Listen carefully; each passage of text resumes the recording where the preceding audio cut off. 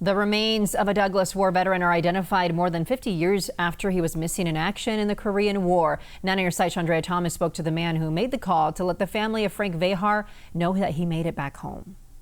The family of 19-year-old Frank Vejar have been waiting more than 50 years to get his remains back to the U.S. And now they have all the answers they've been waiting for. The Army maintains a database of all the missing in action soldiers. Jim Bell is an identification specialist with the U.S. Army. He called the family of Frank Vejar and others who lost loved ones in the Korean War. He's worked over 100 cases so far. Frank Vejar, he was a sergeant first class, was lost in the Korean War at the Battle of Chosin Reservoir, which is up in North Korea. On April 14th of 2020, the Douglas, Arizona native, who was also part of the Heavy Mortar Company 31st Infantry, was identified by DNA experts. This after U.S. leaders met with North Korea in 2018, who agreed to release 55 boxes of remains. The remains were turned over to a modern-day lab where they can run anthropology tests, odontology if there's dental work, and then the big one is DNA. DNA is kind of the game changer, if you will, that allows us to do these identifications. Vejar was reported missing in action